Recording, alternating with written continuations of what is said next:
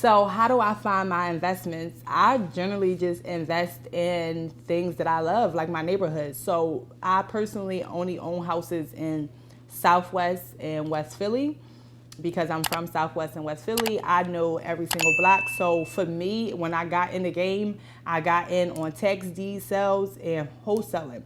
So say if somebody sends you a list of 100 houses, you might not know 50 of the blocks. So what I do is I just go for the blocks that I know. And that way it cut out a lot of time that you need to do the research, because you know the research, you know your area, you know what's going on around your neighborhood. And for me, it's just like motivation. Like the first house I bought, I used to live with somebody on that block, like not even my own house, used to stay with somebody. And then I came back and bought a house on that same block. The first building that I bought, I used to live in that building. I used to live in one of those apartments. I came back and I bought that apartment. So for me, I invest in things that motivate me. My next investment that I'm working on is Miami. I love Miami. I just feel like I just should be in Miami. So now I'm going to invest in Miami. So I would just recommend everybody invest in what what you like to do, or where you're from, or what you're passionate about, because there's no right or wrong way to do an investment. If it's the word investment, that means you're getting a return on your money. So I say go for it. So the best advice that I ever received is from one of my mentors. And he told me two things. Well, he told me one thing. He told me to stop taking vacations, stop taking all these trips. Like if I'm trying to invest and build wealth, how am I taking all my money and taking trips? He said, only go on a trip if somebody else pay for it. If he would have never said that to me, I would have probably been keep taking trips, right? But ever since he said that to me, I figured out a way to have somebody pay for every trip that I took ever since then. So I normally take business trips. Like I said, I just said something about Miami. I wanted to go check out an Airbnb in Miami, so I flew out to Miami on my business dime because it was a business trip. So that was the best advice that I could have gotten, was stop taking so many vacations. Sometimes people see what everybody else is doing and you don't know how they're doing it or why they're doing it. Like if don't follow me, I just was in Miami in a Porsche. That was a business trip, so don't try to do what somebody else is doing. So I felt like that was the best advice that I could have gotten. A few years back, I cut back on the vacations and I started taking them only for business, or if somebody else was paying for them. The reason why I said the two things is because something else that I did last year. So last year, I made a promise to myself that I wasn't going to buy any designer all year. And that's the year that I bought the building. I didn't know I was going to buy a building that year, but in the beginning of the year, I just said, this is frivolous. I want to cut back on this. So I said, make a promise to myself, I'm not going to buy no designer. So when I bought the building, I wasn't even really supposed to buy the building. I seen the building, I said, I used to live here, let me try to buy it. But because I had so much extra money around, and I also make sure I kept my credit intact, because people don't know is they'll go buy designer on credit cards, or go, you're not supposed to use credit to buy stuff that's like liabilities or whatever. So I kept my credit intact, and I kept my money in my bank accounts intact. I didn't buy no designer, and I was able to come up on a building. So I felt like that was like huge for me. So right now, because I gained so many assets, my building had equity in it. If this year, if I want to go hard again and I get back into shopping, because I love shopping, it ain't nothing wrong with shopping, but it's like a time and a place for it. I feel like I could do so because I'm gaining my assets and I got money, cash flow, passive money coming in, whereas though I can go buy things like that. But some people say don't buy it if you can't buy it twice. I feel like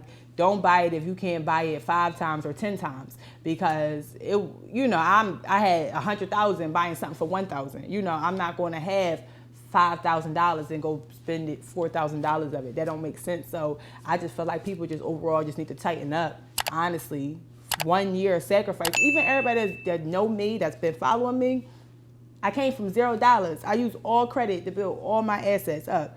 So it's just like it works. Like you stay down, you put the work in, you buy your assets, you get your cash flow up, you make it. Like it's really that simple. And I hate to act like it's so simple, but it's the truth. You can go to the bank. If your credit is right, you can go to the bank and they'll give you money to buy whatever you want. I do it all the time. That's how I buy any property I want. I just buy property in Miami, a $500,000 listing.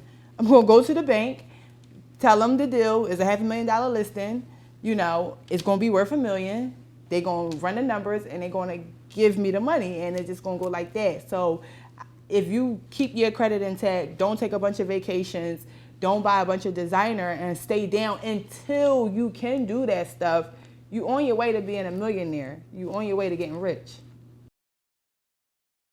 You cannot have any excuses. That's one of the things that helped me get far, is not having excuses. What you don't know, you need to go learn it. It's just simple as that. Like when I first got into business, I owe $11,000 in taxes. I learned from that, and now the next year I only paid $400 in taxes.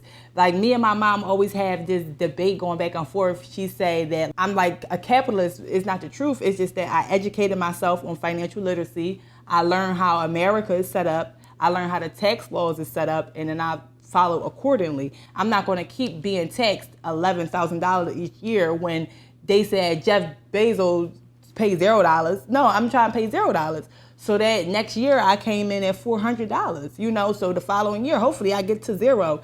And that's because I learned what to write off, everything for my business, my gas, my cars, my meals, my clothes, for marketing, my hair, my makeup, all that is marketing, so I learned, the vacations that I want to take for business if I want to have a meeting in Atlanta because I'm having an event there. I learned how to write all those things off, and that's how I'm able to prosper, by keep continuing to educate myself and not having any excuses. Like when I wanted to get into buying my first building, I didn't have no excuses. I was 25 when I first bought that my first house. I was 25.